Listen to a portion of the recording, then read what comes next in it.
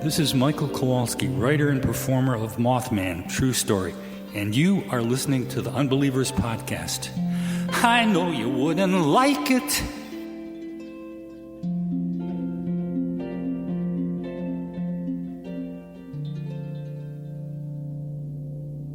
There were several groups.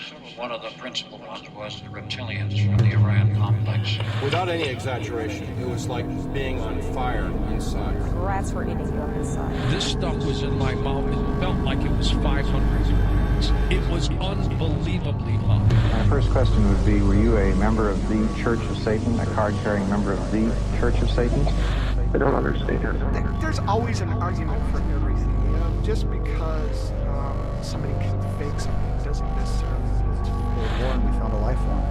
And that's when I started shitting my pants. So for the person who called, I am carrying an alien. An alien baby. We covered right here, okay? Okay. Something is happening. What is it? That's the question. So do UFOs exist? It depends on what you mean exist. The United States is home to many paranormal hotspots. Point Pleasant, West Virginia, Roswell, New Mexico, New Orleans, Louisiana, all home to a host of strange activity ranging from UFOs and aliens to notorious hauntings. Tonight, we will focus on a lesser talked about region of the unbelievable, California, the Golden State. A place mostly associated with Hollywood royalty and fun in the sun, but there's more going on there than you may know. So join us now as we discuss a whole slew of peculiar happenings in the land of our very own Drea Mora. Will there be hauntings, extraterrestrial activity, mysterious seamen? We'll find out tonight in this very special investigation of West Coast weirdness, where we visit multiple California cities in search of some of the wildest unexplained events ever. It's California Paranormal, Parafornia, right here on the program, where you continue to learn to unlearn everything you know. Hello and welcome to the Unbelievers podcast. I'm your host, Rus Ryan, and joining me tonight is my co-host in California, Drea Mora. Hello, Drea. Hello, Russell. And in New England, Amelia Childs. Hello, Amelia, and welcome back. Hey, guys. Thanks for having me. And on Long Island, no, New York City proper, our soundboard engineer and producer, Rob Okey. ETs. ETs. Extraterrestrial. Indeed. Indeed. Hello. Hi, Rob. Hello. How you doing? And yes, I want to say hi again to Amelia. Welcome back. You've been doing ghost hunting in New England for a while. Has it been going good, huh? Yeah, it's been going great. Thank you guys so much for having me back on. Yeah, good to have you. We're really excited. I really loved the Paris episode you did and all that. That trip was very cool. So y'all go check out Ghost Hunting in New England. But Amelia, we're getting you away from New England tonight, all right? We're going to bring you to a nice, sunny place completely as far away from you as they can get. And that's what we're doing tonight, all right? This is California Paranormal. Parafornia?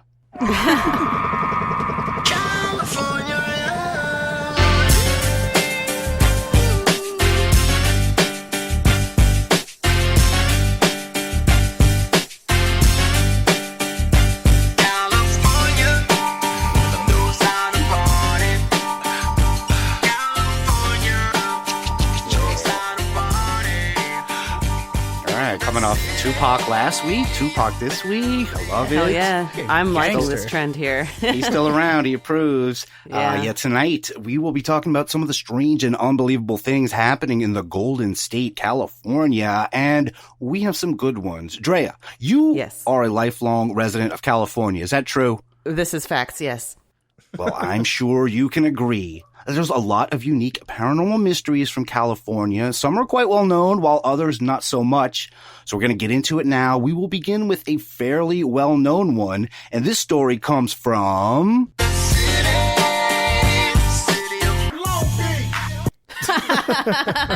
Wow. Yes. Oh, nice. We're going there. Me too. That's right. Long Beach, California. Yeah, I'm glad you like that little city intro. Exciting, yes? Exciting, yes. All right. Well, the city of Long Beach is home to one of the most famous paranormal destinations in the world, the Queen Mary, a luxury ship first launched in 1936. As World War II started, the Queen Mary's transformation into a troop ship had begun. She was painted a camouflage gray color and stripped of her luxurious amenities. She was dubbed the Gray Ghost because of her stealth and stark color. The Queen Mary was the largest and fastest troop ship to sail. She had also survived a collision at sea, set the record for carrying the most people ever on a floating vessel, and participated in D-Day. And I'll say it, Drea, you have been to the Queen Mary, correct? Oh, yeah, a few times. It's beautiful. Yeah. And Amelia Childs, of course, of ghost hunting in New England, you know all about the ghost world. The Queen Mary, that's pretty high up there in the ghostly world, right? That's about as high up there as you can get, yeah. Yeah. It's definitely, and if you're going to talk California, you kind of have to bring up the Queen Mary. I mean, it's just it. But I'll go on a little bit with the history of it here. And in 1947, the Queen Mary resumed regular passenger services after the war, and then she was retired later in 1967 and sold to the city of Long Beach. And yes. This now it is just Queen Mary is known for its just many ghostly inhabitants. It is claimed that it has as many as 150 known ghosts lurking aboard. And over the past 60 years, the Queen Mary has been the site of at least 49 reported deaths, not to mention having gone through the terrors of war and a few visits from Drea. And there's a lot of now I'm sure you've heard a bunch of them, but there's some great tales of the Queen Mary. One of the big ones is about the Queen Mary's engine room. It's said to be a hotbed of paranormal activity. It was used in the filming of the Poseidon Adventure, and the room's infamous Door 13 crushed at least 2 men to death at different points during the ship's history. Boy, the same door killed 2 guys later. Damn, that must drive you crazy, Russ. That's just their safety. Lack of safety. Lack of safety. I'm not worried about boats. Let's talk about cars. We don't have to worry about boats. Car safety. You know, someone else's Ryan thing. family's all about automobiles. I can't focus on that part. And the most recent death there was during a routine watertight door drill in 1966. It crushed an 18-year-old crew member. He was dressed in blue coveralls and sporting a beard. The young man has often been spied walking the lengths of Shaft Alley before disappearing by door 13. Damn. Okay. Shaft Alley? Yeah. What a name.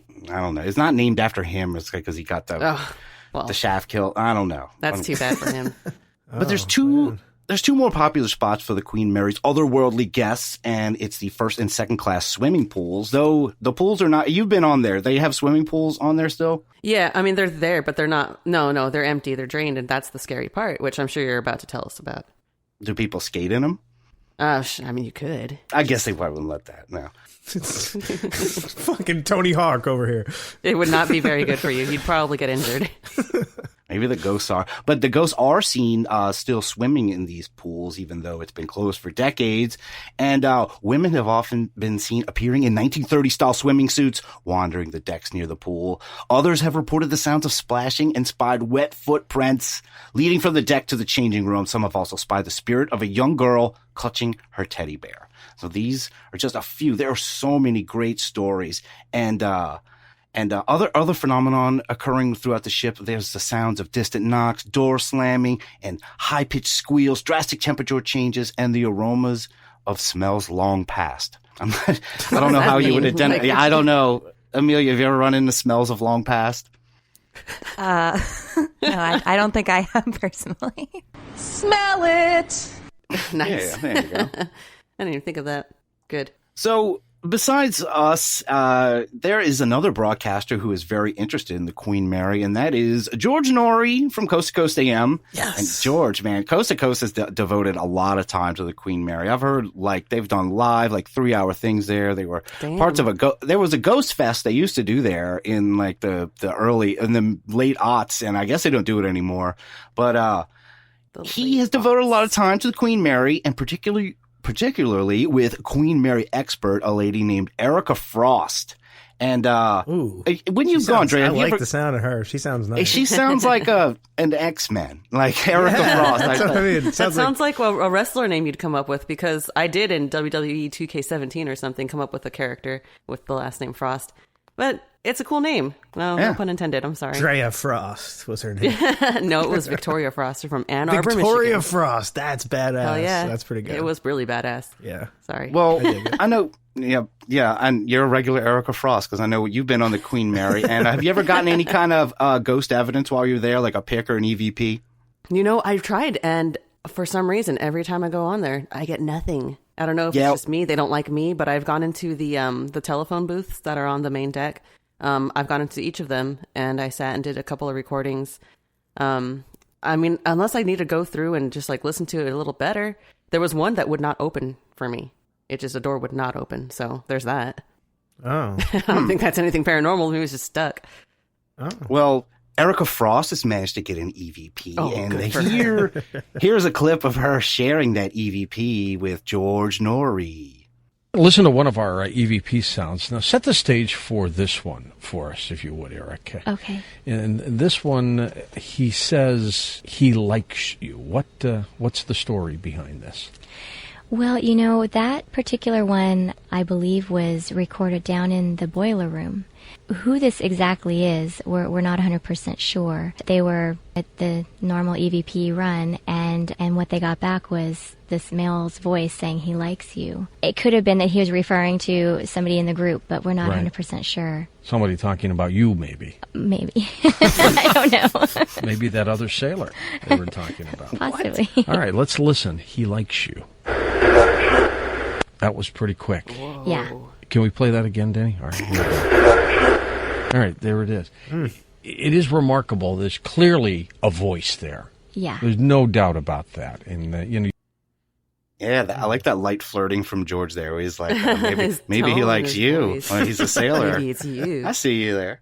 That was a very compelling clip there. I mean, it was very unmistakable. Even the emphasis on he likes you, not that other person, you. Yeah, I cut it. Let's hear it one more time. Let's hear the first soundboard clip, and let's listen for he likes you. That was pretty quick. Yeah.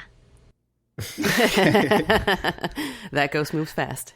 Yeah. Yeah, sorry, you played again. I had to keep Norrie in there. What do you think of that EVP, Amelia? I'm not sure I hear that. So let's play it again. Let's play it one more time for it. Let's see. I'll play it a little louder. Here we go. That was pretty quick. Yeah. Yeah. So what do you hear in it? I'm not sure I hear I like you. It sounds like maybe someone moving around or... Wait, yeah. Maybe... Hold. That was pretty quick. He likes you. You don't hear that? Sure. I don't know. This was a big Queen Mary evidence brought up, and even George isn't impressed, and I guess neither are our experts here. But beyond Coast to Coast, beyond Coast to Coast AM, the ship actually made a big stir recently in with local news coverage when ABC7 dropped this hot scoop on its viewers. Right. Listen to this one, Ellen. This one's just for you. I'm scared. If you are not scared of ghosts, the Queen Mary in Long Beach is renting out a stateroom that's supposed to be haunted. Stateroom B340, which has reported paranormal activity for years, can be rented for $499 a night, beginning a week from tomorrow on Friday the 13th. The Queen Mary says previous guests have reported lights and faucets turning on and off by themselves. Other guests say their bed covers were pulled off while they were asleep, and some woke up to see a dark figure standing by their bed. See, I'm afraid of that, but you would do that just for fun, I would you? do it in a heartbeat. Oh, my. All right, you Brad. That is cool, but not cheap at all. $499 to stay in that. That seems definitely on the pricier side. Have you ever been near that place, Dre? Yeah, I have. It's super nice.